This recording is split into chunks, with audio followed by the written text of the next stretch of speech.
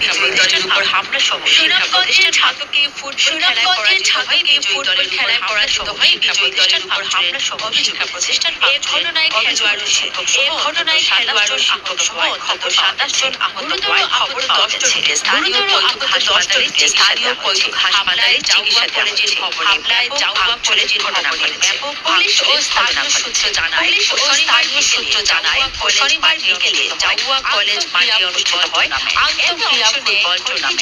এতে অংশ নেয় পাইটচর আলী বিদ্যালয়ের শিক্ষার্থীরা। খেলার বিদ্যালয়ের শিক্ষার্থীরা খেলার নির্দিষ্ট সময় না পারায় ট্রাইবাগাড়ি বিজয়ী না পারায় ট্রাইবাগাড়ি বিজয়ী হয়। খেলায় পরাজিত হয়ে পাইকা উচ্চ বিদ্যালয়ের শিক্ষার্থীরা হামলা চালায় খড়িচর আলী মাদ্রাসার আত্মরক্ষার জন্য জাউয়া কলেজে আশ্রয় নেয় সেখানেও দলবদ্ধভাবে হামলা চালায় আঘাতে চালায়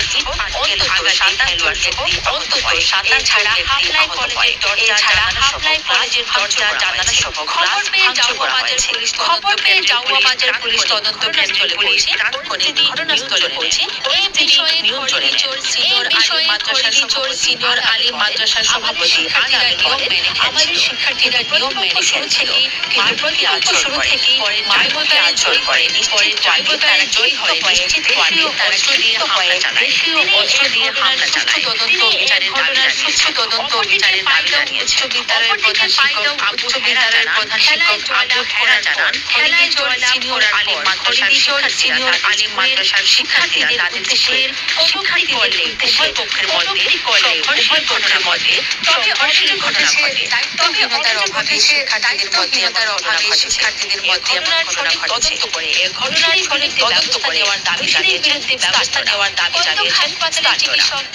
হাসপাতালের চিকিৎসক ডাক্তার সংঘর্ষে পায়গাঁও উচ্চ বিদ্যালয়ের মাদ্রাসার ও খড়িচর মাদ্রাসার 7 জন শিক্ষার্থী খড়িচরের একজনকে গুরুতর আহত অবস্থায় সিলেট ওসমানী মেডিকেল কলেজ হাসপাতালে পাঠানো হয়েছে। জাওয়ার পুলিশ তদন্ত কেন্দ্রের ইনচার্জ মোহাম্মদ হযরত আলী সংঘর্ষের ঘটনার সত্যতা নিশ্চিত করে বলেন ঘটনাস্থলে পৌঁছে পরিস্থিতি নিয়ন্ত্রণ করে।